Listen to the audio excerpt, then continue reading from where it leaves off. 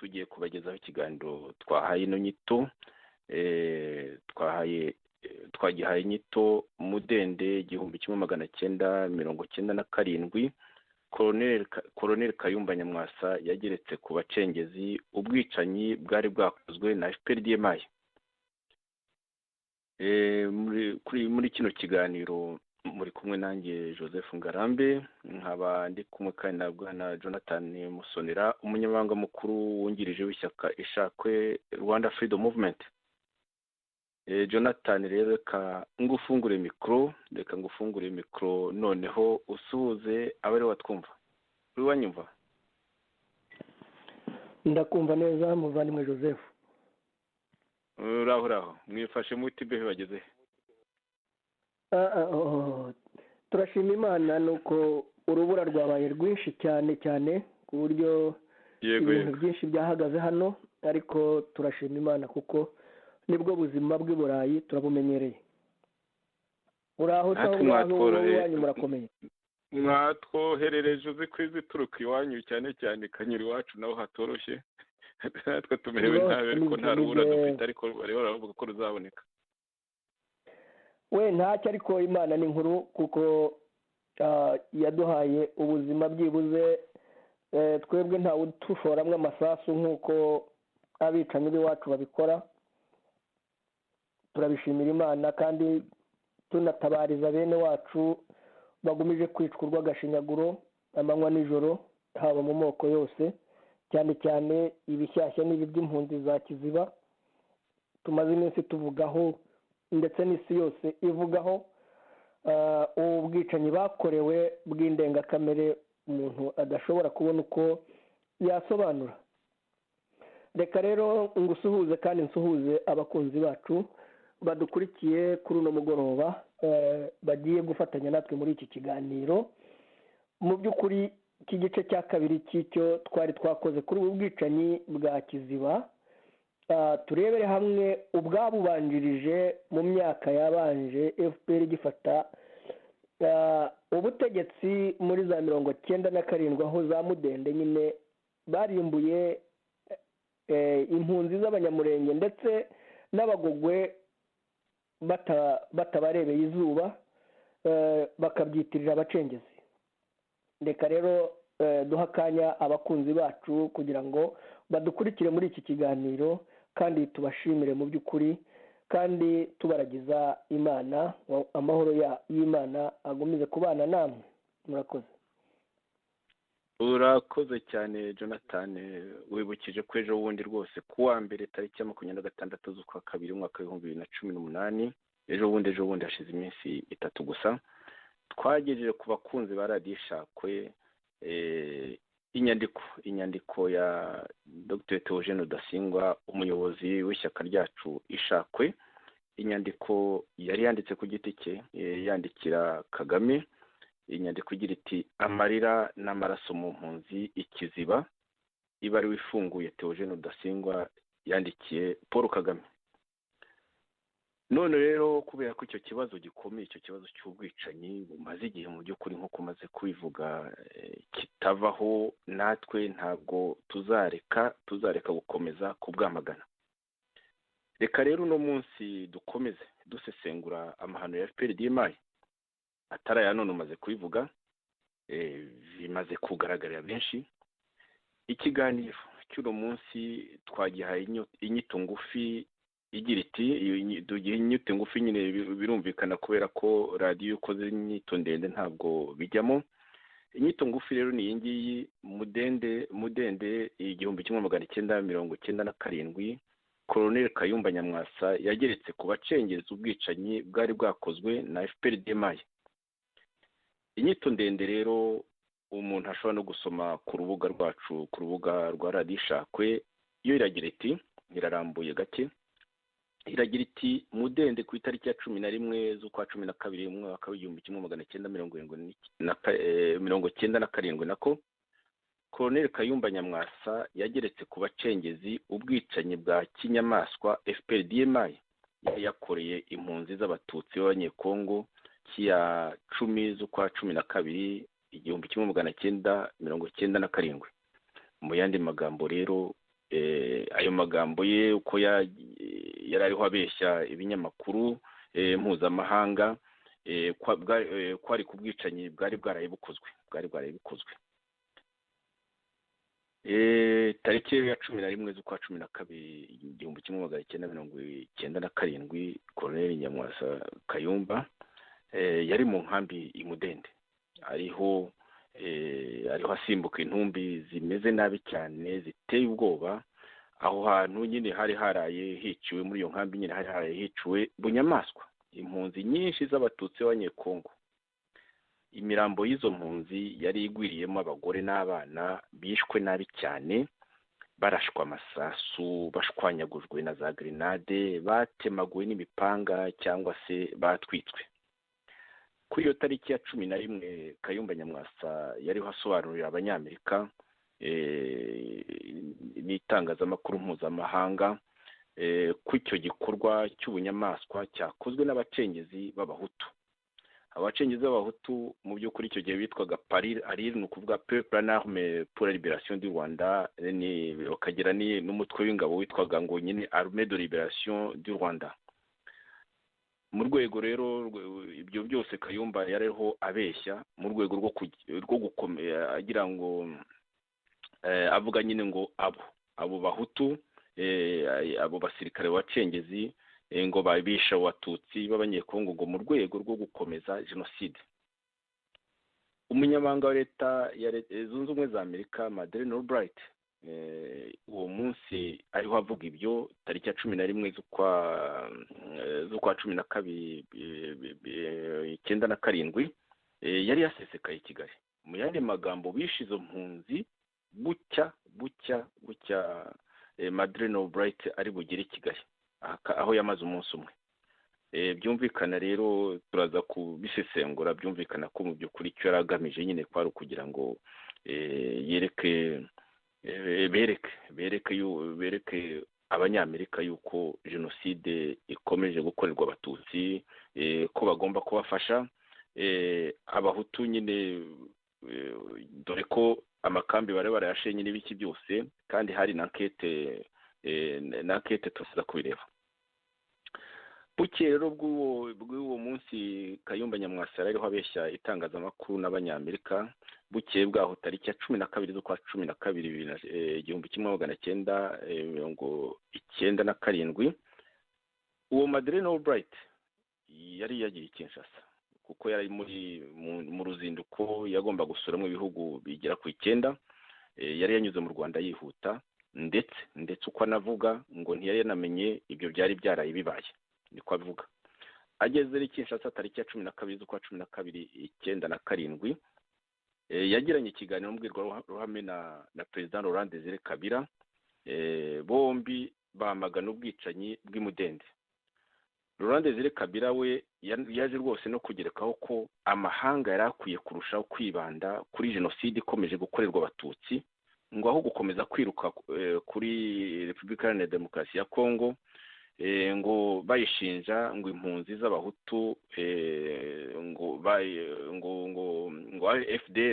AFDR ya Kabila na Kigali na Uganda ngo yaba yariciye mu mashyamba ya Kongo n'ahandi. Ibyo rero byose yavuze ati mwabonye ko jenoside ikomeje, mureke gukomeza kutwirukaho.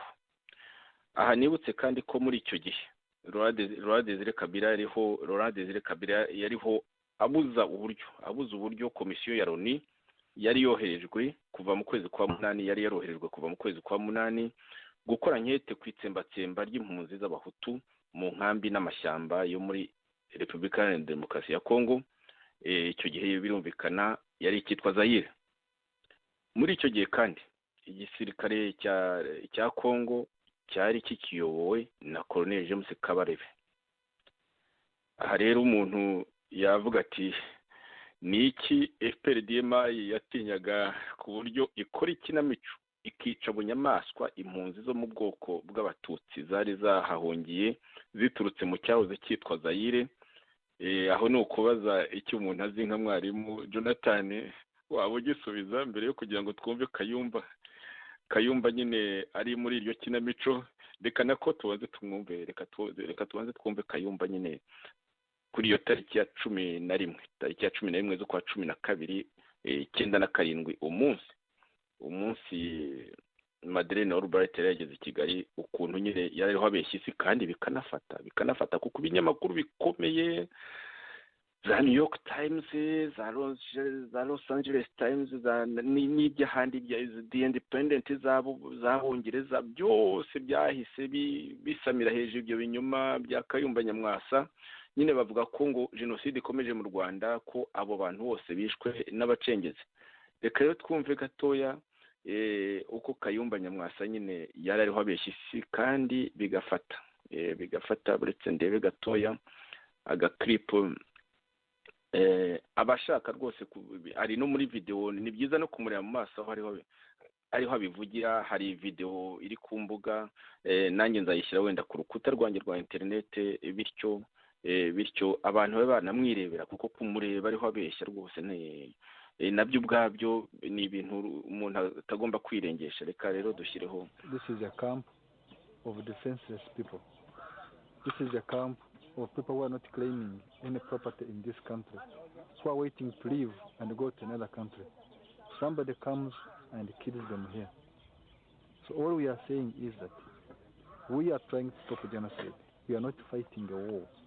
We are not fighting people who have got a political agenda. We are not fighting people who have got an economic alternative program to this country. We are fighting genociders. And I want this thing properly emphasized and made very clear to whoever is interested.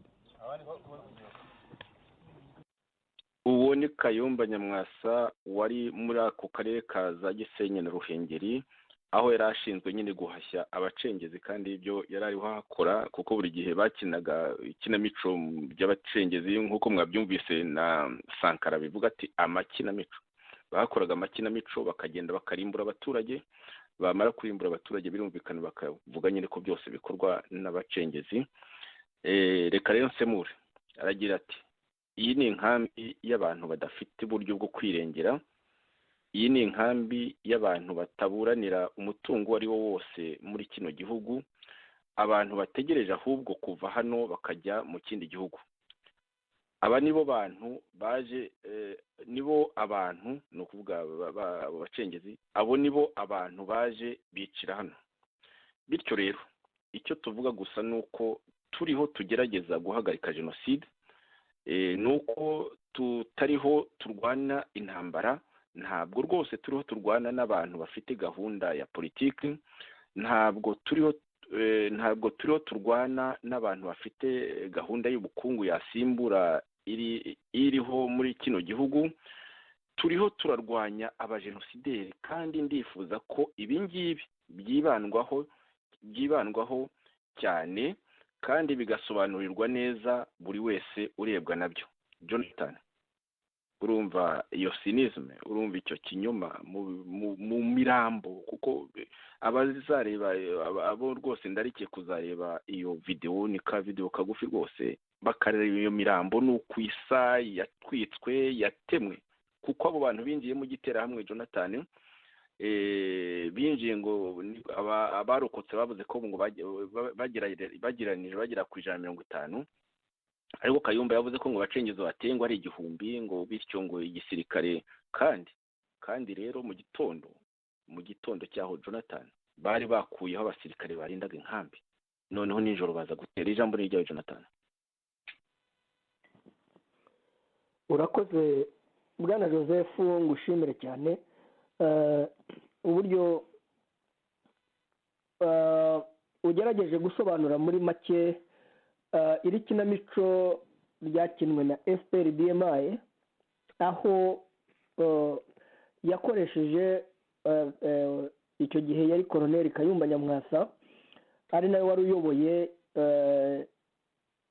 urugamba cyangwa se iki gisirikare muri kariya gace ka Ruhengeri na Gisenyi, ari naho mu by'ukuri bakinnye ikinamico ryo kwica abanyamurenge. Nibutse ko atari ubwa mbere aya makinamico akorwa mu buryo bugayitse, bwagiye bukoreshwa mu gihe cyo muri za 1995 na 1996 na 7 ndetse n'ubu ngubu mbega muracyabona ko bikomeza. Aha mbibutse ko abadukurikira bakwiye kujya basobanukirwa neza, bakareka guhora basa nk'abafunze igitambaro mu maso cyangwa kwiziba amatwi, kuko ibi tuvuga ni ibintu biri document, ni ibintu byanditswe, ni ibintu byakozwe ku mugaragaro, ni ibintu by'agahomamunwa by'ubwicanyi ndengakamere, ni ibintu bitandukanye no gutekereza kuvuga ngo ni ukwibasira umuntu cyangwa kuko ubu bwicanyi bwakozwe ejo bundi ntabwo ari bwo bukomeye cyane kuruta ubwakozwe kino gihe mu gihe cya Mudende. Murebye kuri ariya mashusho nibwo mwagira agahinda, murebye ukuntu abantu batwitswe, kandi bibutse ko bakuyeho uburinzi bwari burinze inkambi, nijoro biraramo barabatwika, barababaga n'ibyuma, barabarasa, babica urubozo, babica urw'agashinyaguro rurenze uko abantu bashobora kwibaza. Barangije nyine bamaze kumenya ko uyu umunyamakuru cyangwa se uyu muzungu wari ugiye kuza, bashaka ikinamico ryo kubeshya ngo ni abacengezi, kandi mu by'ukuri nta bacengezi bari bahari. Wanakwibaza ute se ni iki cyatumye banakuraho uburinzi bwari buhari? Ni iki se cyatumye byibuze batarwana n'abo bacengezi ngo banavuge bati twarwanye n'abacengezi bari bateye inkambi? Kuko ibyakozwe ni ibintu byakozwe nta muntu ubirwanya, nta n'umuntu n'umwe wigeze ahagarika ngo ajyemo hagati wenda bihagarike. Aha rero urumva ko Kayumba yanakomeje nyine kubeshya agaragaza ngo ntabwo ari abantu ngo rwose bariho kurwana n'abantu ngo bafite gahunda ya politike, ngo ntabwo bariho kurwana n'abantu bafite gahunda y'ubukungu cyangwa se ngo yasimbura iriho muri kiriya gihe, ngo ahubwo ngo bararwana n'abajenosideri. Iyo urumva ni ya mvugo ya FPR-DMA isanzwe, bagenda bakica abantu barangiza bakavuga bati ni abajenosideri. Aha rero mu by'ukuri abadukurikira barebe neza iyo video rwose Joseph uzayishyire ku rukuta rwawe, abantu bazirebere, barebe ubu bwicanyi bwa Kayumba, uburyo yagiye arimangatanya kandi azi amahano amaze gukora yo kwica aba batutsi b'inzirakarengane, cyane ko aba batutsi babaye icyambu bambukiraho mu gukora ibikorwa by'amarorerwa muri Kongo. Icya mbere cyo babakuye muri Kongo, babateranije n'abantu babanaga, barabica, babumvisha ko ngo interahamwe zigarutse kubamara, ngo zimaze abatutsi mu Rwanda zigiye no kumara abatutsi bo muri Kongo. Abadukurikira basobanukirwe neza ubu bugome n'ubu bwicanyi bwa FPR-DMA, ibyo duhora tuvuga ko atari ibintu byo kuvuga ngo hari ngo n'urwango cyangwa n'ikindi. Ibyo tuvuga ni ibintu by'ukuri, n'ubwicanyi twarebye, n'ubwicanyi dusanzwe tuzi, n'ubwicanyi duhora dusobanura. Mu by'ukuri abantu bakwiye gusobanukirwa neza ko aba bantu ari amashitani, aba bantu ari abantu batagira imbabazi, batagira urukundo, bakora amakinamico buri gihe yo kwica abantu.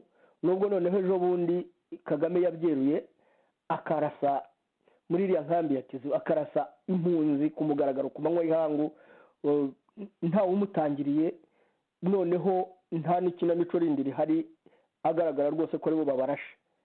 Ubundi noneho nta ntibabeshyera noneho ngo ni abacengezi cyangwa se ngo ni interahamwe. Ibi rero byose tuvuga n'ibyo twagiye twerekana byagiye bikorwa mu nkambi zo ku Gikongoro, ibyagiye bikorwa mu nkambi zo muri Kongo, mu bwicanyi bwagiye bukorwa. Ibi bintu aba bantu uretse guhaguruka tukarwanya FPR-DMA n'agatsiko kayo kose, n'abagerageje gukora muri ubu bwicanyi bose bagashyikirizwa ubutabera. Naho ubundi abantu bafungura amaso, bakurikire, batega amatwi, bumve ibyo abantu bavuga, kandi bagerageze nabo ubwabo kwishakishiriza barebe aho ukuri guhagaze, kuko ibi byagiye bivugwaho n'abandi bari abasirikare mu Rwanda.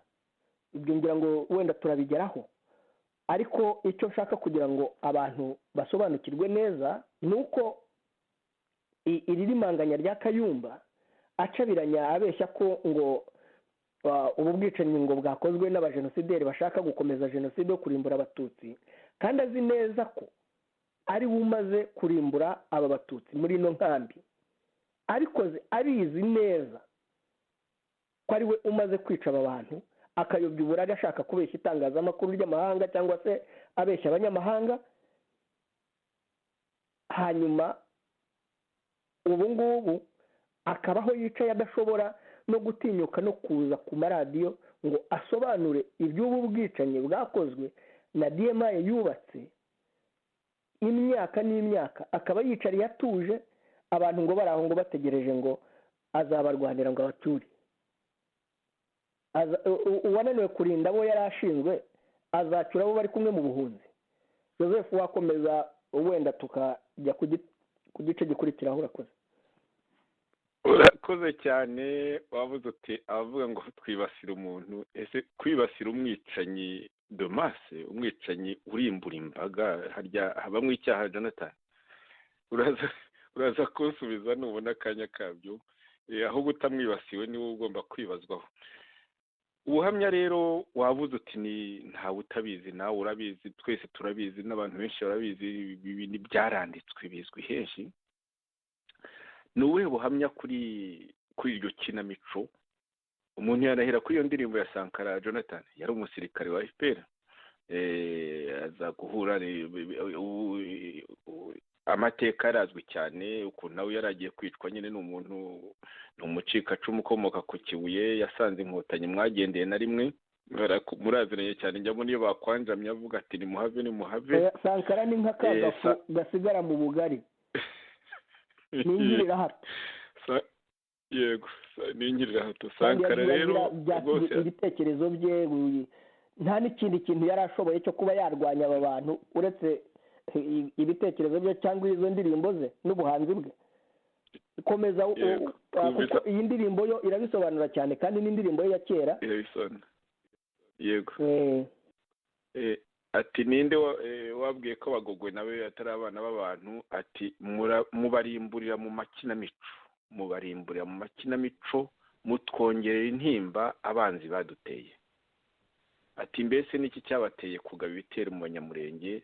Ati murimbura ubwoko bwanjye shenge, mugakora ibyo baso batatinyukaga. Urumva rero ko mubarimburira mu makinamico, urumva ko rwose yavuga ati abo bagogwe, avuga abagogwe gusa, ariko ntabwo ari abagogwe bonyine bari bahari, hari n'abanyejomba, hari abanyamasisi. Mu by'ukuri hari abantu benshi bavuga ikinyarwanda bakomoka muri Kongo, hari abanyejomba, abagogwe, abanyamasisi n'abandi bake. Ibyo bintu rero ubwabyo, ni iyo ndirimbo ye ubwabyo ni ubuhamya. Reka rero kuri ayo makinamico tunumve icyo Colonel Ndengenka ayavugaho. Reka mushake gato yashake clip ye. Colonel Ndengenka avuga kuri ayo makinamico yavugira mu mwaka wa 2012 kuri radiyo Ijwi rya Rubanda. Abo bose ndabashimiye. Reba rero mwumve rero gatoya muri iyo clip. Ahubwo wavuze amabata y'abacengezi, akina ubucengezi, ntacyo tugeze tubiyavugaho, n'ibyo yavuze, ariko kuko yari ahari akina ubucengezi. Mbese yari za batayo ubwazo batoyeraga misiyo yo gucengera igakina ibi n'ibi. Nge ndibuka sinari mpari, ntabwo ari muri regiyo yanjye ya secteur, ariko hari igihe abacengezi bavuga ko abacengezi batera muri Gisenyi hariya mu Bugoyi.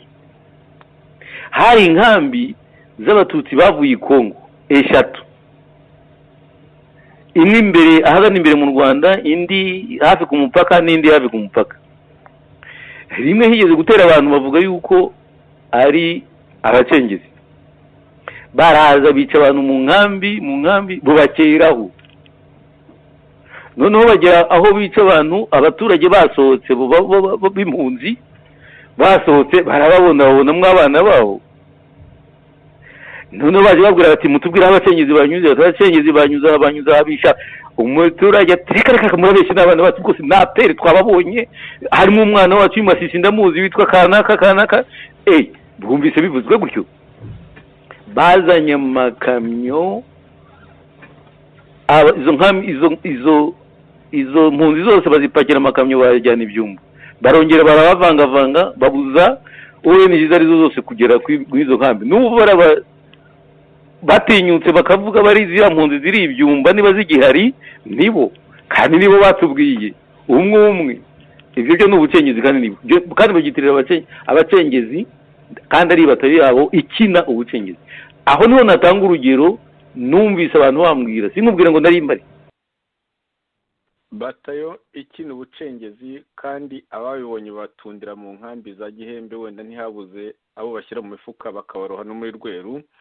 Icyo nakongeraho ni uko muri iyo nkambi ya Gihembe mu ibyumba hari n'abari hariya muri iyo nkambi ya Kiziba, muri abo ngabo barokotse ubwo bwicanyi, barokotse kuko hari abagiye bavuga ko nabo bari mu barokotse ubwo bwicanyi bwa za Mudende. Ijambo ni ryawe mbere yo kugira ngo turebe ubundi buhamya, Jonathan. murakoze bwana Joseph. Reka dushimire n'uyu muvandimwe Colonel Ndengeyinka ubuhamya atanga. Aya makinamico yakinwaga mu by'ukuri twese turayazi, ntabwo ari ibintu bitangaje, twari tuzi uko babikinaga n'ubwicanyi bakoraga, nta cyari gihari cyo gukora. Ariko mu by'ukuri ibyinshi bavuga ngo ni abacengezi ba FPR-DMI, ntabwo ari abacengezi wenda ba XFR bakinnye iri kinamico. Iri kinamico ryakinwe na Kayumba wari uhari kandi wari ukuriye ingabo hariya, ari nawe wari washyizeho uburinzi bwo kuri iriya nkambi, ari nabo babukuyeho bakoherezamo abasirikare kurimbura aba batutsi b'abanyekongo. Aha rero mu by'ukuri ni ibihamya bifatika kandi bigaragaza ukuri ku byagiye bibaho. Ahubwo dusabe n'abantu ko bakwiye no gutakambira ubutabera, aba bantu bagafatwa bagashyikirizwa inzego z'ubutabera, bakajyanwira he kugira ngo basobanure aya mabi yose, kuko ni amabi agikomeza uyu munsi wa none.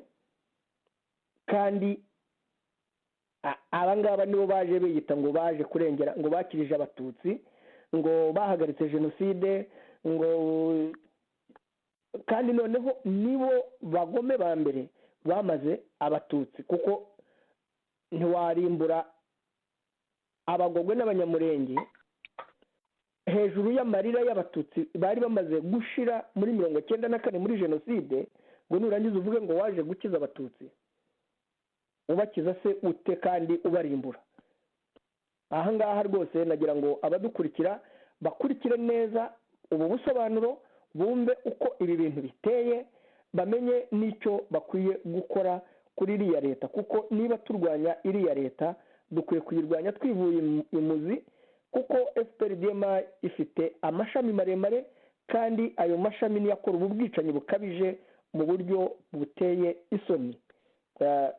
Reka ngusubize ijambo dukomeze ku gice gikurikiraho. Joseph. Urakoze cyane Jonathan, urakoze.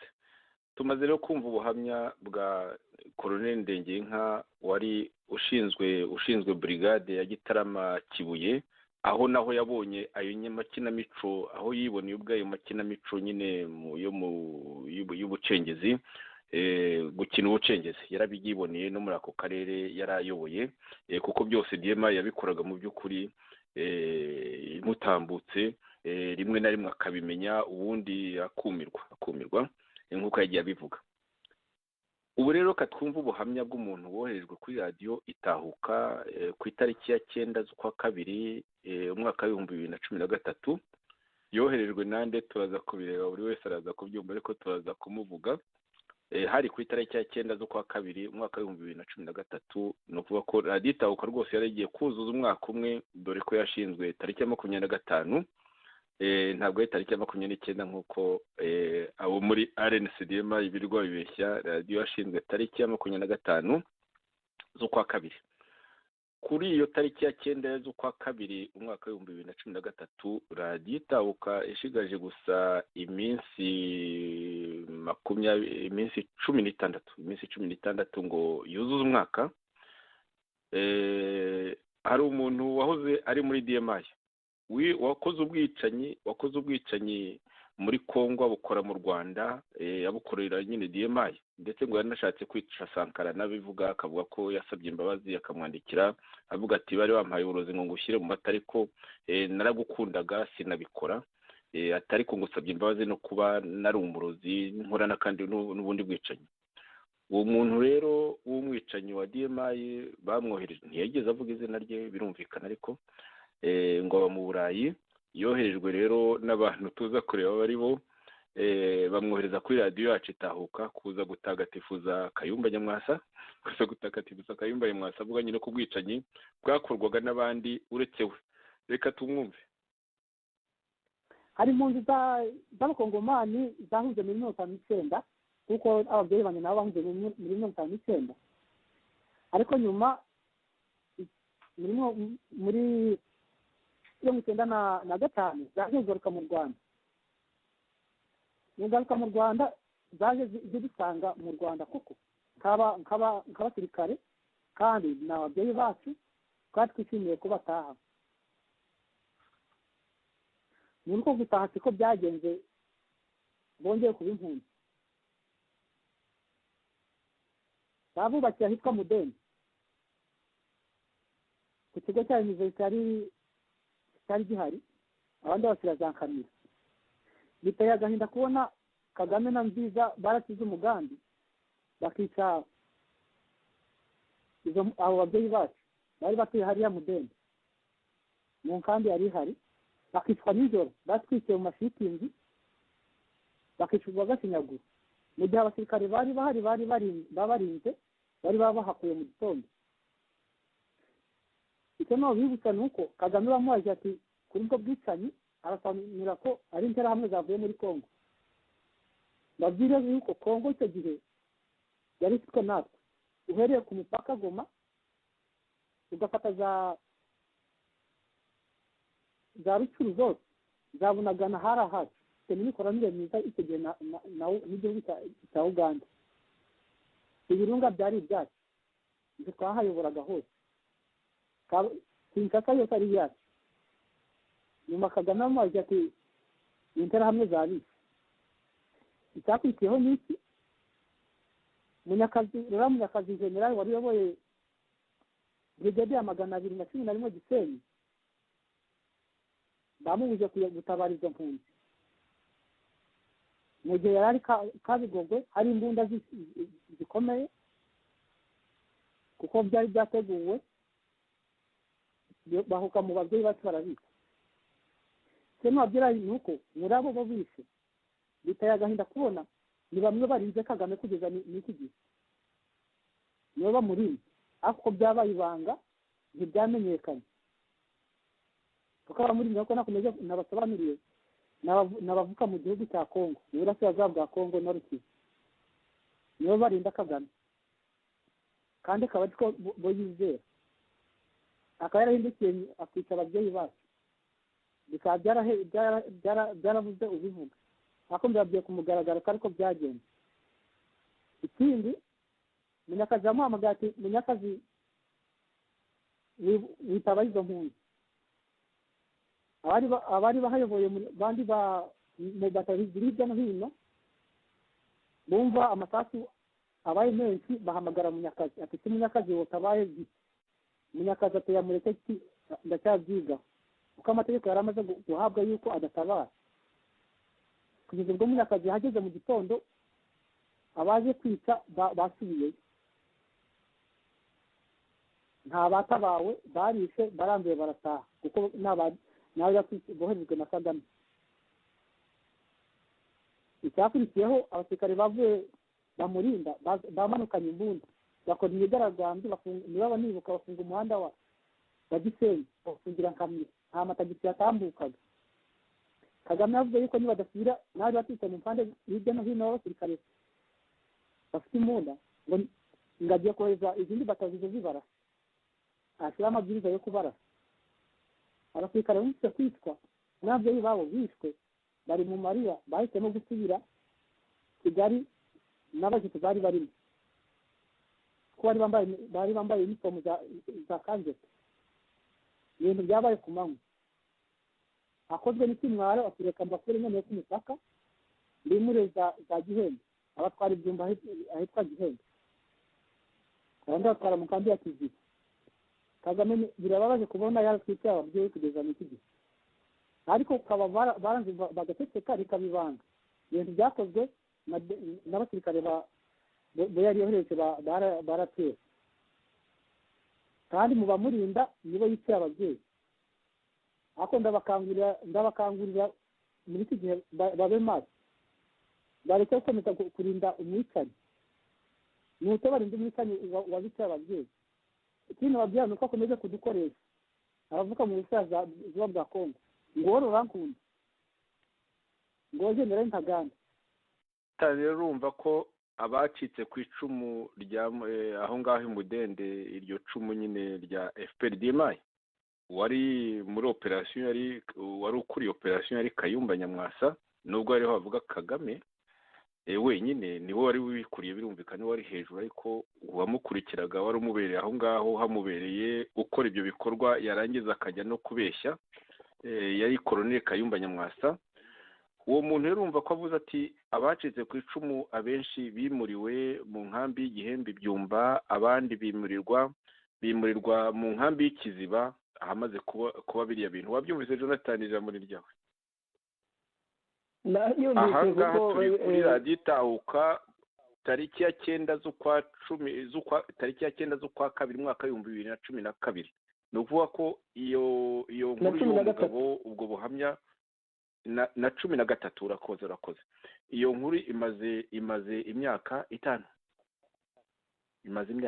urumva rero ko yavuga ati abacitse ku icumu bimuriwe mu nkambi y'Igihembe Ibyumba abandi bimurirwa Ikiziba amaze kuba ayo mahano y'ijambo ryawe urakoze Bwana Joseph ikintu nashekeje muri ubu buhamya bw'uyu musirikare ibyo avuga byo ni ukuri rwose niko natwe tubivuga ni nako biri gusa icyo anyuranyaho ni uko yanze kuvuga Kayumba kandi abakurikiye iriya video bumvise ko aya magambo uyu muhungu yavuze niyo Kayumba yavuze muri iriya video aho avuga ngo ni Kagame wayavuze ikindi cya kabiri abantu bakwiye kumenya ni ukwibaza batese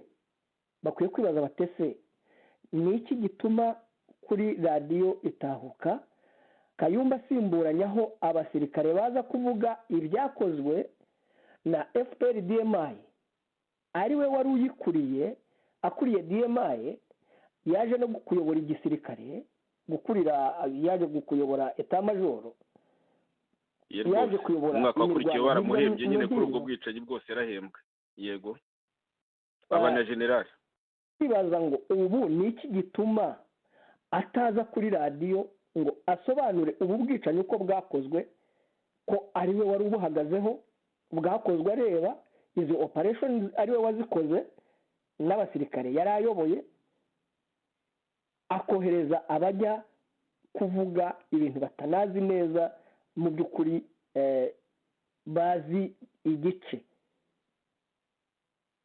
ko ari mu buhunzi nta muntu umubuza kuvuga ni iyihe mpamvu nanjye nibarize wenda abanyamakuru baraditahuka nabonye banavuga ko ngo afite ikiganiro muri iyi weekend bazamumbarize kino kibazo ni iki gituma Kayumba adasobanura mu by'ukuri ahere kuri ibi yavuze byo gusenya iyi nkambi ya Mudende no kwica aba batutsi bavugaga ko barinze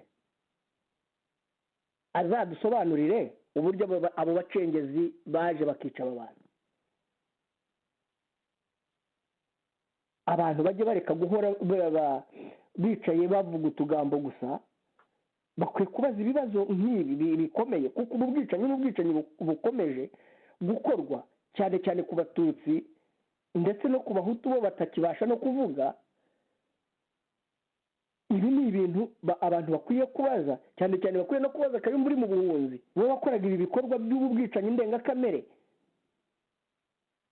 Twagiye dusobanura ubwicanyi yakoze cyane ku mpunzi z'abahutu ku Gikongoro muri Kongo,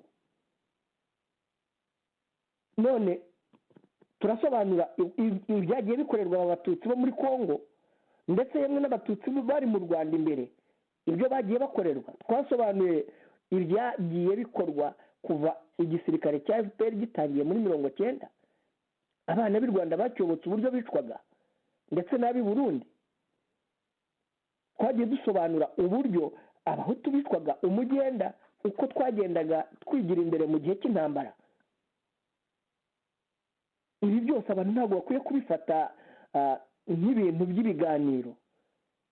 Ni ibintu bibabaje, ni ibintu bikomeye, ni ibintu umuntu adakwiye kuvuga ngo umuntu w'umwicanyi ngo abantu bakwiye guceceka kubivuga, ukora amabi arenze ubwenge bumeze burya. Biranakomeje kandi abanyarwanda bagenda babirenzaho nk'abo ngabo nibo kenshi batuma binakururuka, kuko mu by'ukuri hari abavuga ngo igihugu gitegekwa n'abo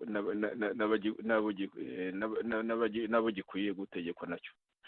Nabona ko natwe ubwacu abanyarwanda dufite uruhare rwo kugira ngo tube tubona buri gihe abantu bameze nk'abo ba Kagame na ba Kayumba, tubifitemo uruhare. Nonese niba urenze amaso ku mahano, umuntu yakora amahano ukaceceka uti duceceke, uti turenzeho, ni gute tutahora dufite abantu bahora batwica? Waruvuze mu kanya Jonathan uti abantu bazabaze Kayumba Nyamwasa naza kuri radiyo, ariko n'icyo gihe kuri iyo tariki ya 9 z'ukwa 2 2013 hashize imyaka 5 rwose neza kuri iyo tariki hari ababajije Serge rero kuko atari yatangira kumenya nyine guhakwa, aranabivuga bishyira kuri radiyo ati bambajije yabajije uwo muntu wari waje kuri radiyo, umuntu Kayumba yari yamwoherereje. Noneho wumva ukuntu arimanganya, ibindi byose avuga ni ukuri rwose, ubwicanyi bakoze bwa DMI, uretse ko byose abigereka kuri Kagame, Kabarebe na Nziza n'abandi nk'abo ngabo, ariko bakibagirwa wari ukurikiye Kagame ariwe Kayumba. Reka rero twumve uwo mugabo aho bamubaza ikibazo, uwo mugabo wari waje kuri radiyo Itahuka, aho bamubaza ikibazo niba Kayumba nawe hari ukuntu hari ukuntu atavuga muri ubwo bwicanyi bw'imudende n'ahandi. Noneho undi agatangira kuvuga ngo Kayumba we rwose ngo ntacyo yari icyo. Wumve reka mbishyireho iyo clip. Hari ikindi kibazo umuntu yanyandikiye hano, tuvuze aba ofisiye bagaragaye mu bikorwa by'ubwicanyi mu gihugu cya Kongo, hari abandika ku mbuga za internet bavuga ati na Kayumba yagombye kongerwamo. Wowe urabibona ute ko bavuga ko wambwiye abantu bagera kuri 4 ba Jack Nziza, Kabarebe, ariko ntabwo ugeze umbwira Kayumba Nyamwasa kandi yarakomeye, urere ugasanga we atarakomeye mu gihugu cy'u Rwanda? Kayumba abateze amatwi radiyo Itahuka, Kayumba ntacyo yari cyo. Kayumba ntacyo yari cyo mu gisirikare cy'u Rwanda, yarakunzwe n'abasirikare, akubita yise bwa RPF bwaramukuyeho atakiri umuyobozi. Icyo no basobanura kugeza ubwo bamwoherezaga ngo nayo kwiga ibintu byatangaje abasirikare bose muri rusange. avuga ati ayo kwiga ibiki, arareka abasirikare ashinzwe kuyobora ayo kwiga ibindi. kandi muri icyo gihe basubira inyuma abasirikare bakavuga ati Kabarebe batoresheyo muri Kongo nk'umuntu wari umaze kumenyerwa n'abasirikare bazi imiyoborere igiye ku rugamba. nicyo cyababaje no kugeza n'ubu yuko abasirikare benshi bibababaje. abayeho ngira ngo abayeho guhitamo sinzi ukuntu benshi ko aho twaza guhitamo Kabarebe na Kayumba ati Kayumba kayumba nta gisa nawe ati kagame nta nubwo tunamuzi ubundi kagame bamufata nk'umuturage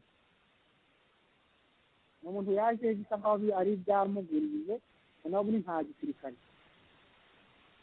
akurikije ibyo akora ubwicanyi abakorera abantu ndetse bayobowe n'igitugu cya gisirikare none wari bari kuri nawe ubundi ntabwo babayeho bishimye urugero Jonathan, iyo mvugo yo kuvuga ko Kayumba ari imana y'u Rwanda akaba ari Musa uzacungura abanyarwanda nta kikubwiye ijambo n'iryo. iyo na Serge arayivuga ubu ngubu.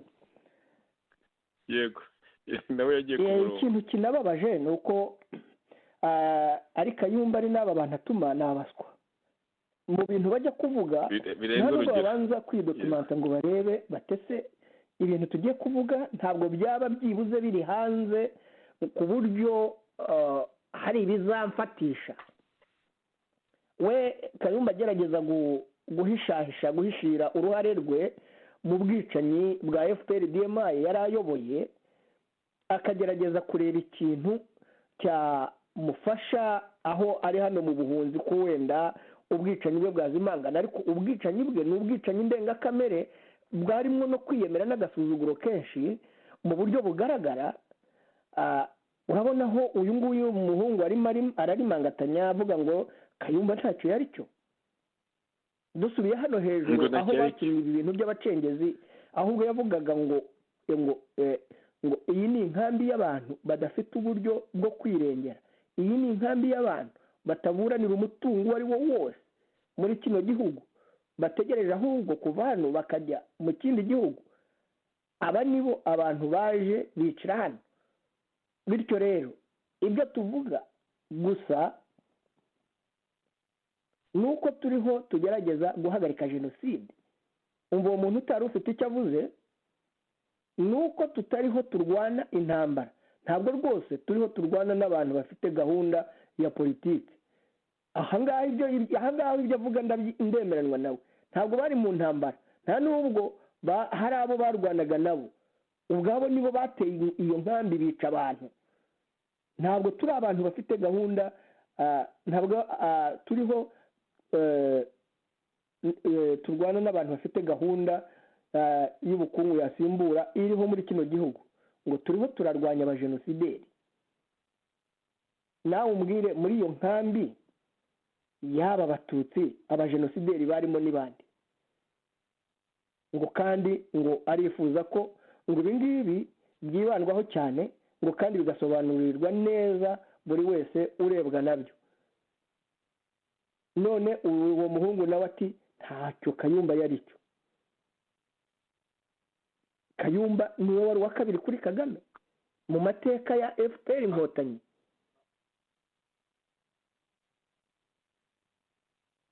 Jonathan, hari naho hagera akavuga Kayumba yakunzwe n'abandi. Nagerageza kuza kuri radiyo bazamubaze niba koko ntacyo yari cyo. Niba ibi ngibi wenda atari nawe wabivuze bamubeshyera ahangaha atari ahari. Kiranyagisha. Okay, komeza Joseph, komeza. Hari naho hageze akavuga ngo Kayumba ngo yagiye ngo nyamara ngo bamwohereje mu mashuri, arabivuga. Nyamara icyo gihe ni muri za 2003 bamwohereza muri ayo mashuri. Aha turi muri 90. Yaje hano kwiga hano mu Bwongereza ni mu mwaka wa 2003 cyangwa na kabiri. Yego, ageze akayivangavanga, ariko aho nubwo ariho abeshya mu mwaka w'2000 nkaho ngaho. Ibyo rero tuvuga byo ni mu kwezi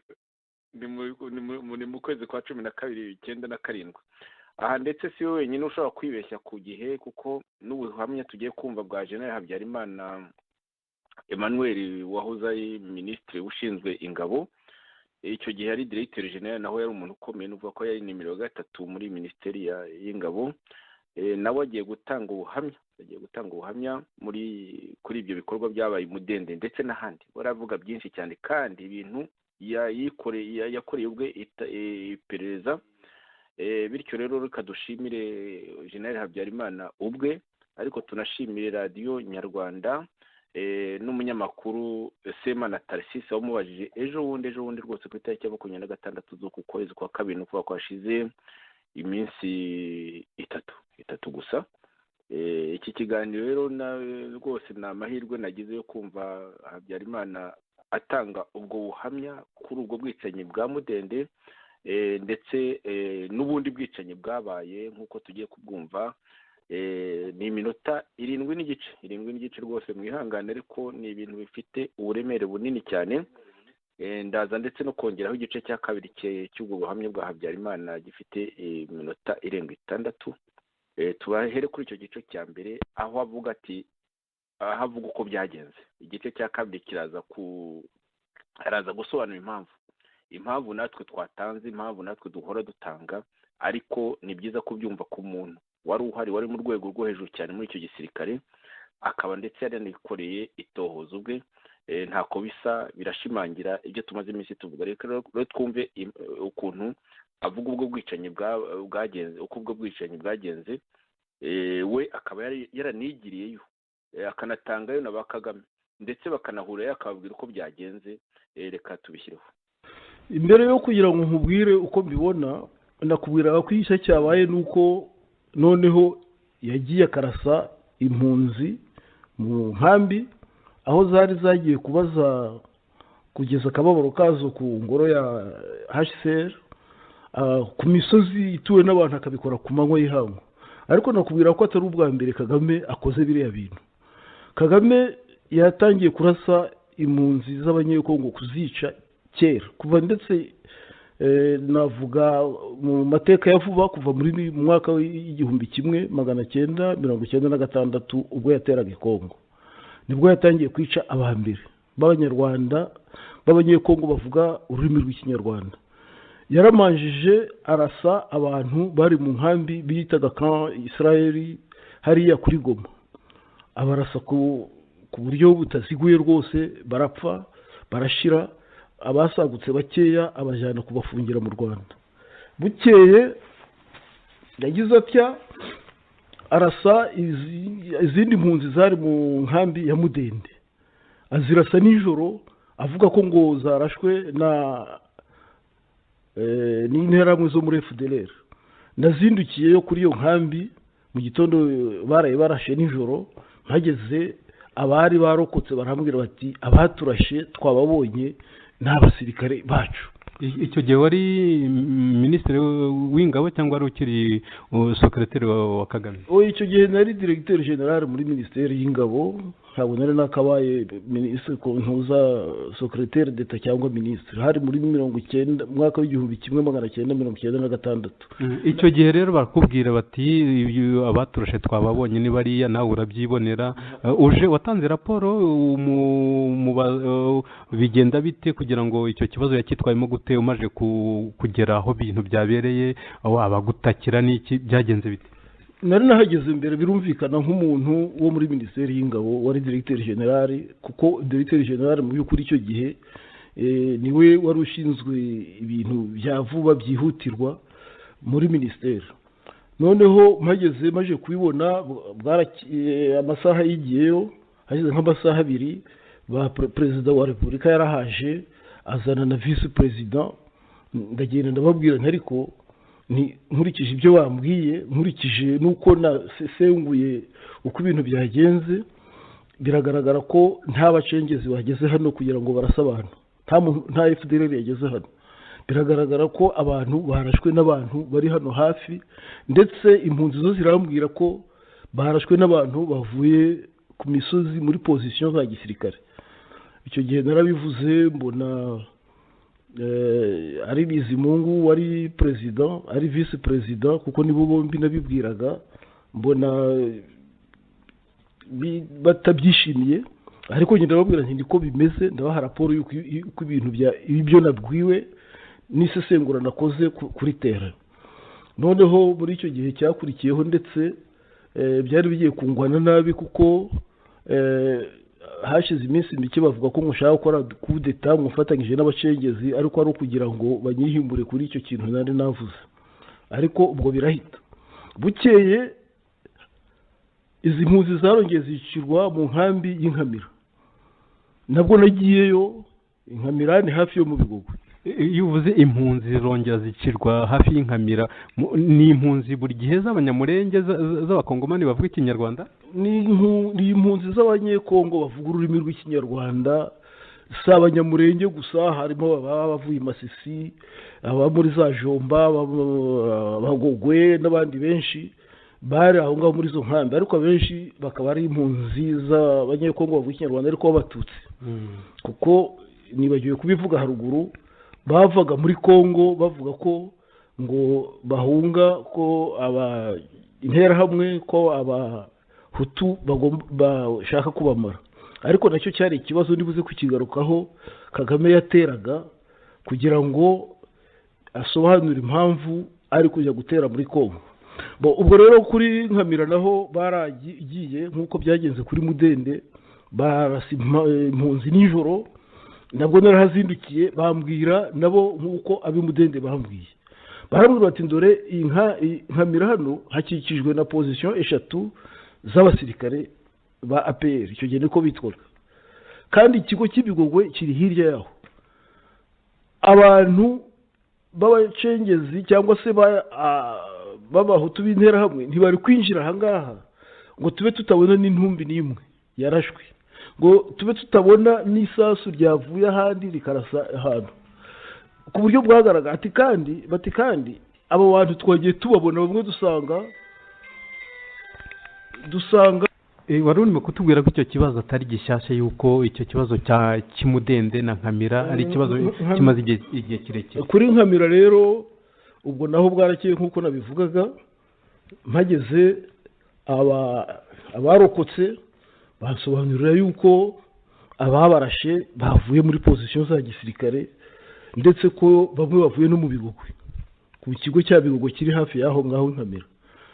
Nanjye mbigenzuye nk'uko nabigenzuye hariya Mudende, nsanga koko amapozisiyo uko ari 3 akikije iyo nkambi n'ikigo cya gisirikare kinini cya Bigogwe kiri hirya yayo, nta muntu ushobora kwinjiramo imbere muri y'ayo mapozisiyo ngo yiciremo abantu bari mu nkambi, hatagira n'imirwano igaragara, hatagira n'uwicirwamo n'umwe muri abo bateye, n'umwe wo kugira ngo azaba ari nta wari uhari warasiwe aho hantu cyangwa wakomerekeye aho hantu.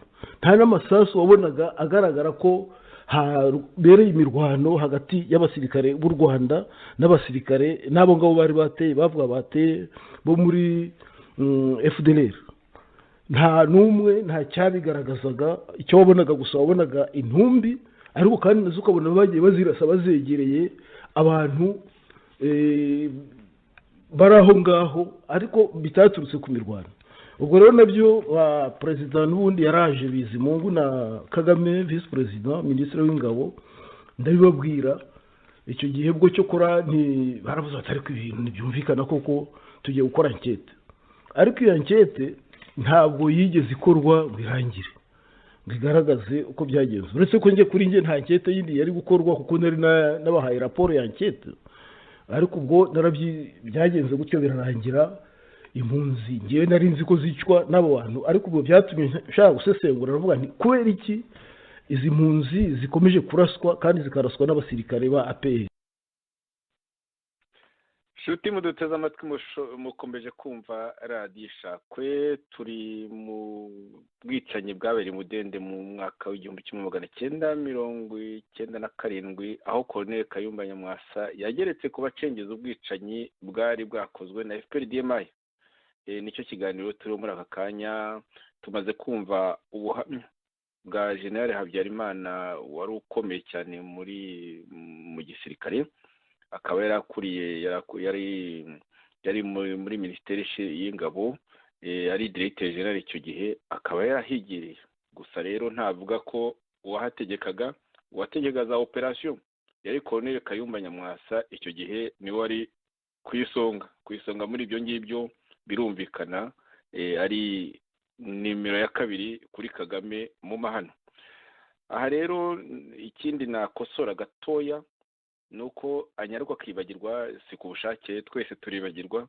Aravuga ko hari mu mwaka w'1996 reka nibutse n'uwo munyamakuru wamubazaga Tarsise Semana yuko hari muri 1997 mu kwa 12 imudende ni ku itariki ya 10 gusa rero aho wenda batibeshya cyane nuko ubwo bwicanyi bwabereye henshi kandi nkuko wowe Jonathan Musonera wabivuze ubwicanyi bwatangiye muri za 1995 1996 bityo rero kwibeshya si cyane uretse aho imudende.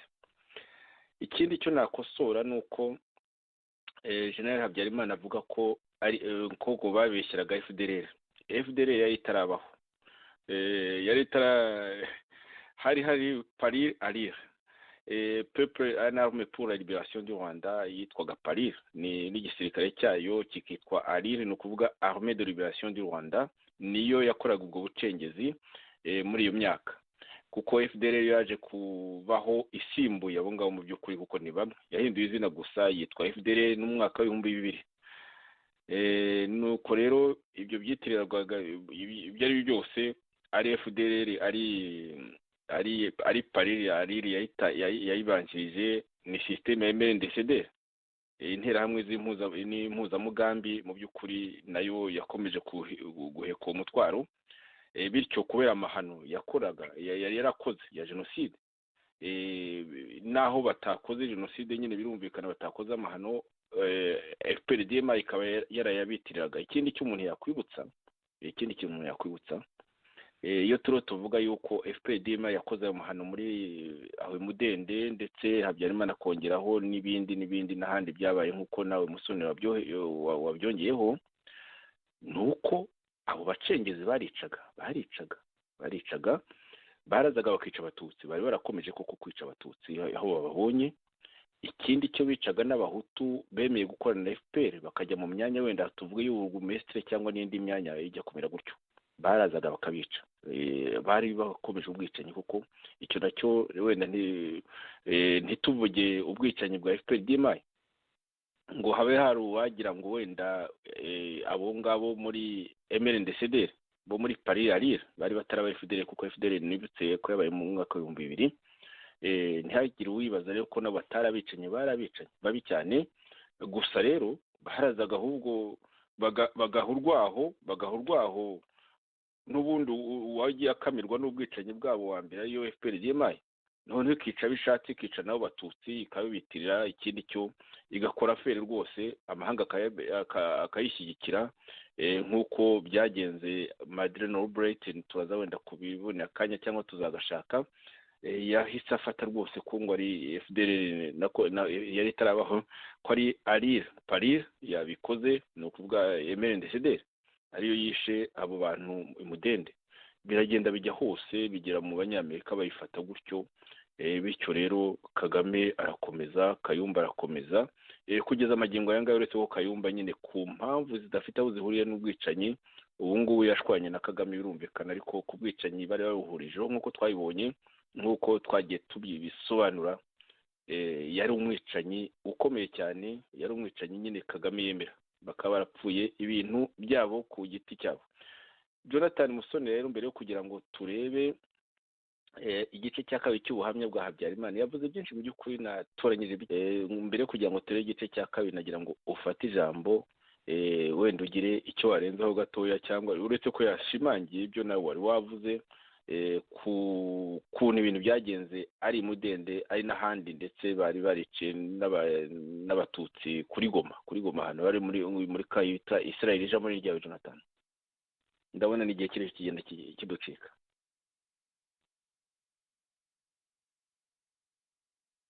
Jonathan wanza reka ngushake reka shake Jonathan agombe kuba yavuye muri studio. Jonathan agomba kuba yavuye muri studio. Nshuti muduteze amatwi turi muri cya kiganiro mudende 1997 Colonel Kayumba Nyamwasa yageretse ku bacenyezi ubwicanyi bwari bwakozwe na FPRDM. Reka rero mbagarure Jonathan Musonera wari wavuyeho noneho abasobanurire. Jonathan ndabona none ndumva ugomba kuba wasubiyeho. Uranyumva neza? Ndakumva neza cyane.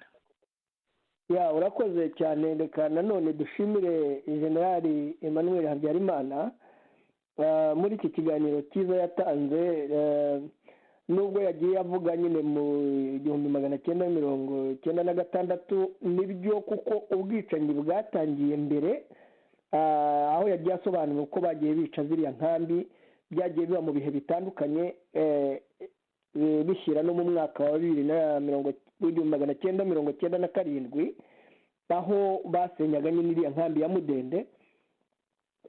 Ubwo n'ubwicanyi bwagiye bukorwa cyane cyane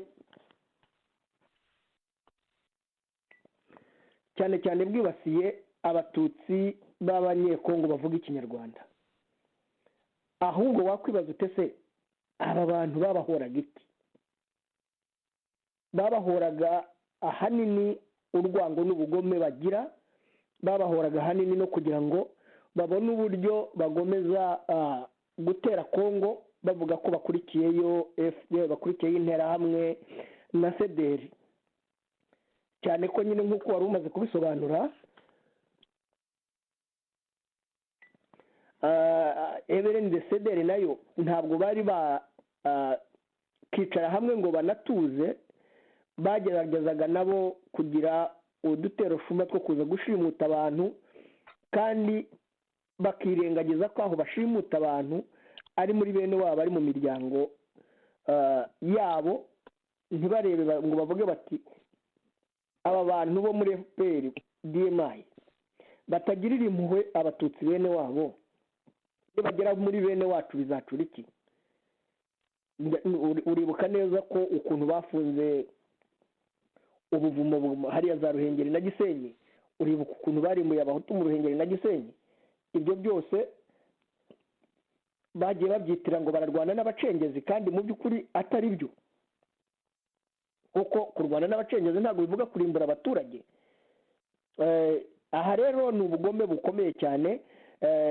Icyo nakongeraho rwose, nshimira nanone ari Colonel Ndengeyinka, ari Generali Emmanuel Habyarimana, twasaba na Generali Kayumba Nyamwasa nawe akazaza agatanga ubuhamya bwe, cyane ko we yari ari muri ibi bikorwa indani mu bantu babiteguraga bakabishyira no mu bikorwa. Ubwo dufite amahirwe y'uko wenda itahuka ryavuze ko azaza muri iyi weekend, azagerageze wenda atanga ubuhamya kuri ubu bwicanyi bwagiye bukorwa na FPR DMI yari ayoboye. Joseph, wakomeza. Urakoze cyane Jonathan, urakoze cyane. Nanjye nongere nshimire abo bose.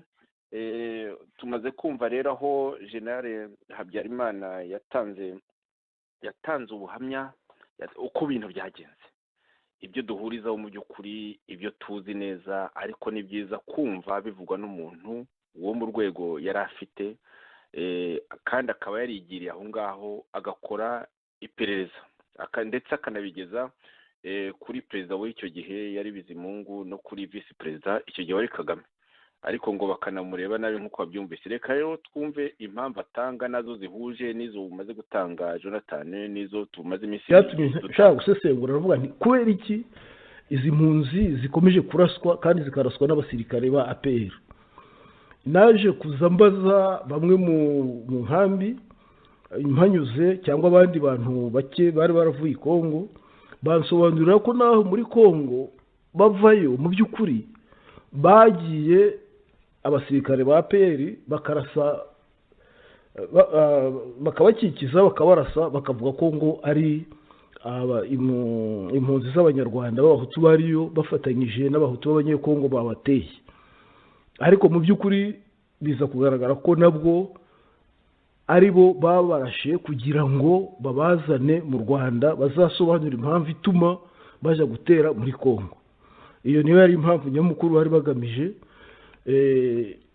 Indi mpamvu bambwiraga yagaragaye ni uko izo mpunzi zo ntabwo ari zo zabimbwiye, ariko n'igihe wabibonaga ni uko Kagame yifuzaga kugira abantu b'abatutsi baturutse Kongo agira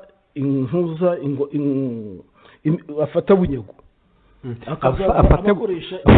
afate bunyago abakoresha icyo ashaka. Niyo mpamvu se Emmanuel Habyarimana wari wakoze akazi kenshi muri iriya minisiteri y'ingabo wakurikiranye ibyabereye mu gihugu. Twibutse yuko uri mu basirikare ba guverinoma ya Habyarimana yaje gushinjwa ubwicanyi butigeze uhunga igihugu. Uri mu bantu babaye mu ikubitiro, binjiye muri APR, baragufata ndetse bagukoresha n'ibikorwa byinshi byo kugira ngo bamenye uko igisirikare gikora, uko igihugu giteye. Niyo mpamvu buriya ziriya nkambi za Mudende aho ngaho za Nkamira, ndetse bavuga na za Nasho, bakavuga na za Gihembe, Kagame yagiye akwirakwiza abo bantu b'abanyarwanda abo bazahirwa bavuga ikinyarwanda kugira ngo azabifashishe. Nawe niko ubibona cyangwa n'ibyo abantu bivugiraga gusa? N'ubu wenda twebwe abanyamakuru twajyaga tuvuga tuti ni ibirindira agenda agaba hirya no hino mu gihugu. Niko bimeze. Icya mbere, ubwa mbere abarasaho Imudende cyangwa se hari Nkamira, kwari ukugira ngo yereke amahanga ko abagiye muri Kongo kurengera abantu cyane cyane b'abatutsi bakomeje gutsembwa. Niko yavugaga we. Icyo gihe rero amahanga yo ntiyabibonaga, ntiyarazi amayeri arimo, ntiyarazi uko bigenza.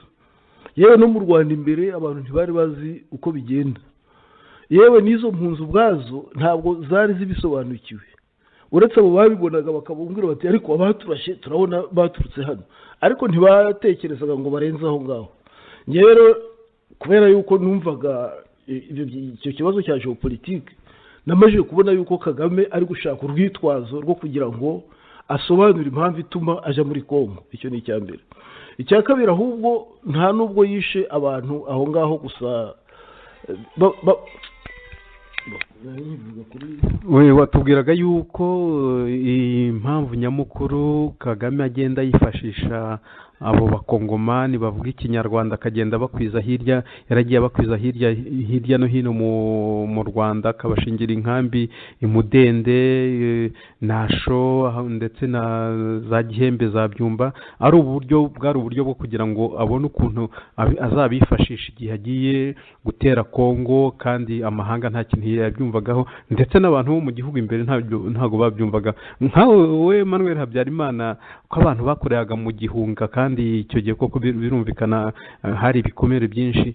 Icyo kibazo warakibonaga ukagisesengura ukakibona gutyo, cyangwa ubu ngubu aho maje gutuza ukabona uko ibintu byagiye bikurikirana uruhererekane nibwo ucyumva cyane kurushaho? Cyangwa icyo gihe warabibonaga ukavuga uti nubwo wenda umuntu atabisakuza cyane ariko ikibazo ndakibona kuri ubwo buryo? Nk'uko nabikubwiye, narabibonaga ko impamvu ya mbere yashakaga kugira ngo agire abanyekongo bavuga ururimi rw'ikinyarwanda abagire mu Rwanda, kwari ukugira ngo abone uko asobanura impamvu aja gutera muri Kongo. Icyo cyari kimwe. Icya kabiri, kwari ukugira ngo abo banyekongo bavuga ururimi rw'ikinyarwanda, kuko abenshi bari abatutsi, azaze abakoresha mu ntambara muri Kongo, kandi nabakoresha batabyanga, kuko bazavuga bati bariya abantu n'ubundi bashatse kuturasa baduturukisha mu gihugu cyacu, none reka natwe tujye kurwana kugira ngo tuzahasubire.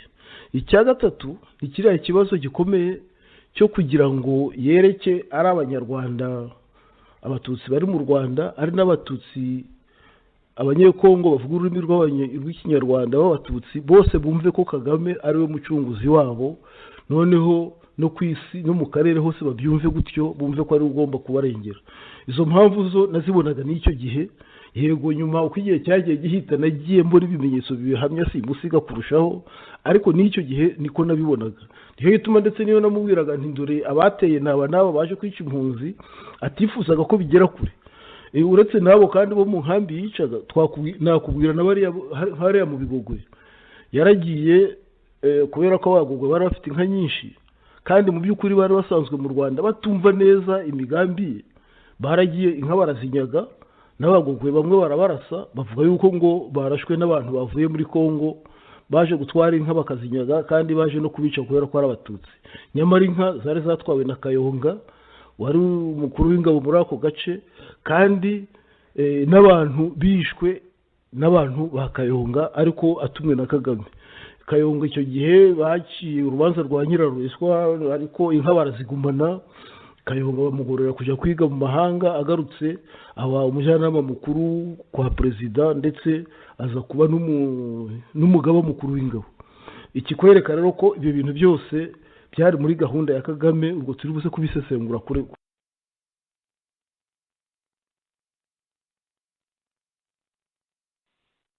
Jonathan, urumva rero ibyo General Habyarimana avuze ko bihuje n'ibyo twagiye tuvuga ku izo mpamvu atanga. Ijambo ni ryawe kandi tukagana ku musozo. Jonathan.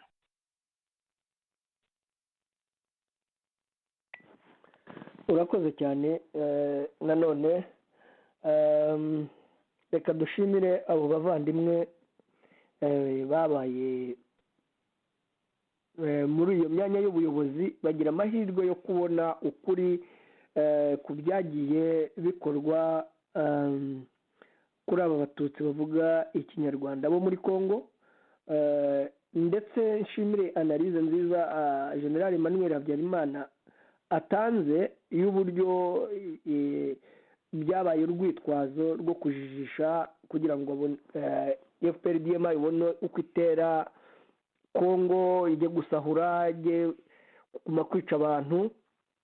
Ikindi no kuguma kujijisha abatutsi babereka ko Kagame ari umucunguzi w'abatutsi no kubeshya amahanga, ariko ko ntabwo nibaza ko amahanga yo mu by'ukuri ayabeshya, kuko amahanga z'ukuri ibyo byose bafite amasatelite, baba bareba n'uko byakozwe, nta na kimwe baba batazi nuko nawe ari Kagame na FPRDM yari igikoresho cyabo bakoresha aho bashatse gukoresha, kandi bazi ko Kagame nta mutima agira. Abasirikare b'u Rwanda ari nk'abacakara, ari abantu akoresha uko ashatse, aho bamusabye kohereza aterura koherezayo, abapfa bagapfa. Kuri we ntacyo bitwaye, igifite icyo kimaze ni inyungu ze gusa ku giti cye, nta kurengera abatutsi. Ikindi nizere ko abatutsi bamaze no gufungura amaso bakabona ko umwanzi wabo wa mbere ari Kagame na FPRDM n'ako gatsiko k'abo batutsi b'abasirikare bakuru bavuye Uganda. Nibo gatsiko kabi gafite ubugome buhambaye, kandi mu by'ukuri ikinagaragara kandi kinababaje ni ikigaragara ukuntu nka Kayumba wavuye muri ako gatsiko yaruciye akarumira kugeza uyu munsi wa none adashobora kuba ubu ngubu yadufasha ngo ibi tuvuga nawe abivuge. Nicyo kikwereka ubu bugome bukabije aba bantu bafite. Wibaza impamvu kumena amaraso ntacyo bibabwira cyangwa se ntacyo bibateraho ubwoba. Joseph, wakomeza. Urakoze cyane. Reka dusoza ahubwo, reka nzisoze nibutse yuko ubwo bwicanyi bw'umudende, kuko nibwo twatinzeho, kabone n'ubwo twavuze ku bwicanyi bwinshi cyane, kuko atari bwo bwa mbere FPR ikoze, ndetse n'ubu iracyabukora nk'uko biherutse kugaragara iriya tariki 22 za kuno kwezi gushize kwa kabiri Ikiziba. Ababashije kuyirokoka aho ngaho imudende, bamwe mu babashije kuyirokoka wenda harimo n'abaguyemo cyangwa se abana babo. Twibutse yuko ayo mudende ibintu byabaye ari ubwo bwicanyi bukomeye buteye agahinda, kwicisha amagrenade, kwicisha ubuhiri, kwicisha imipanga, kwicisha imbunda, gutwika imirambo, gutwikana ko abantu bakiri bazima, babatwitse bakiri bazima, nyine bagaragara ko batwitswe ariko babatwitse bakiri bazima. Ibyo byose byakozwe n'agatsiko ka FPRDM, kandi byari bikuriwe na Kayumba Nyamwasa wari muri ako karere, ngo ariho arwanya abacengezi, ariko rero n'abarwanyije kuko bari bariho nabo bakora amahano. Ibyo nibyo, ariko rero barushanwa mu gukora amahano nk'uko byagiye bigenda mu yindi myaka, mbese na mbere ya Jenoside, mbere y'1994 no mu gihe cy'intambara, nyine bose barushanwaga kwica Abanyarwanda.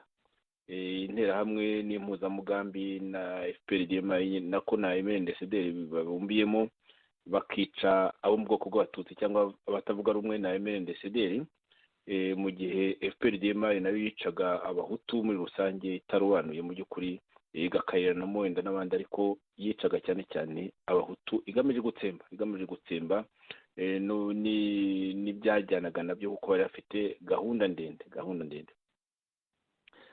Ku itariki rero ya 12 mbyibutse ni naho Madeleine Albright yarageze i Kinshasa ariho havugana na Kabila. Hari hashize umunsi umwe gusa Kayumba Nyamwasa abeshye itangazamakuru mpuzamahanga naryo rikabivuga rwose uko byagenze nako uko abyifuza, niko itangazamakuru ryabikoze ry'abanyamerika ry'abongereza. Tariki ya 12 Madeleine Albright nyine akorana conference na Kabila, nabo babunga mu rya Kayumba, ndetse Madeleine Albright avuga ko agiye kohereza intumwa ye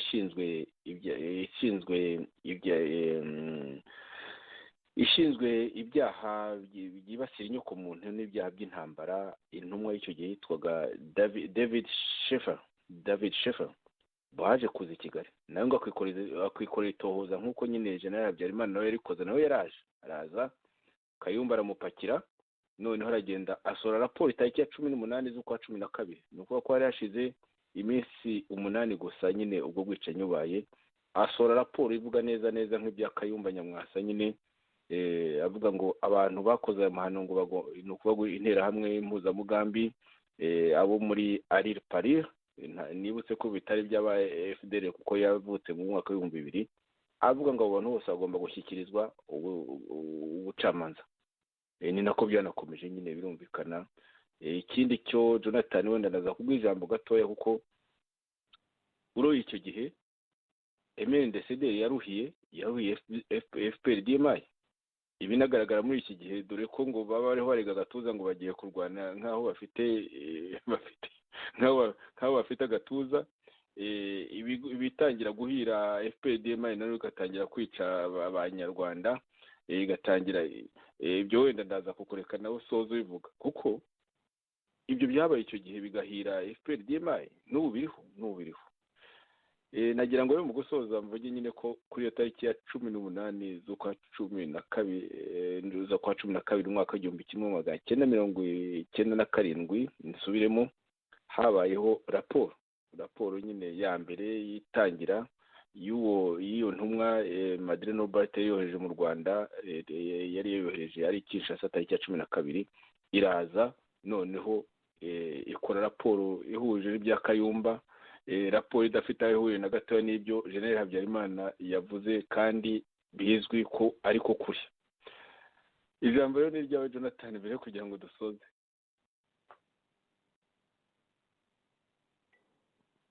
Urakoze. Ubundi abandi iyo raporo niyo communique n'ibyari nzabishyira ku rubuga rwanjye bazabyirebera nabo babyisomere kuko hakubiyemo ibintu byinshi nyine bibabaje, nyine bishimangira icyo kinyoma cya FPRDMI na Kayumba Nyamwasa. Ijambo ni ryawe Jonathan.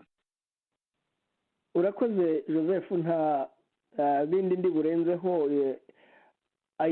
Icyo gusa dukwiye kwitaho ni uko uvuga ngo ese ayo mahanga niki atumariye, kuko na jenoside iba ayo mahanga yari ahararebera, na jenoside yakorewe abahutu iba bahari barebera, haba muri Kongo no mu Rwanda. Izo mpunzi zagiye zicwa zityo z'abatutsi b'abanyekongo barareberaga, iyicwa ry'abahutu bo mu Ruhengeri na Gisenyi barareberaga. Ntabwo rero dukwiye cyane kwizirika ku mahanga, ahubwo dukwiye nk'abanyarwanda bashaka guhindura kiriya gihugu, bashaka guhindura ibi bikorwa bibi byagiye bikorwa n'aba bantu, ko dukwiye guhaguruka uku kuri kukavugwa, ndetse aya mabi tukayamagana twivuye inyuma, ku buryo opozisiyo rwose ikwiye gushyiramo imbaraga zo kwamagana aya mabi yakozwe n'aba bantu, batirengagije kwamagana cyane abari mu buhunzi bakoze ubu bwicanyi ndengakamere buteye butya, yaba ari abo muri FPRDMI cyangwa se muri MRND-CDR, duhereye no kuri Kayumba Nyamwasa. Uyu nguyu we uri mu buhungiro, aho agifite ububasha bwo kuba yasobanurira abanyarwanda n'abanyamahanga kuri aya mabi yose, afite mu ruhare rukomeye no mu kinyoma gikomeye cyane. Kandi icyo dukwiye kwamagana ni ikintu kijyanye no kubeshya, kijyanye n'ubugome bukorerwa abanyarwanda, no kwanga kuba igikoresho cy'abampatsi ibihugu, kandi abo bampatsi ibihugu bakagufasha kurimbura abawe. Nkaba mu by'ukuri nasoreza aho ngaho. Urakoze cyane Jonathan. Icyo cyari ikiganiro Mudende tariki ya 11 z'ukwa 12 umwaka wa 1997, Colonel Kayumba Nyamwasa yageretse ku bacengezi ubwicanyi bwa kinyamaswa FPRDMI yari yakoreye impunzi z'abatutsi b'abanyekongo ku ijoro ryari ryabanje ryo ku itariki ya 10 ukwezi kwa 12 1997.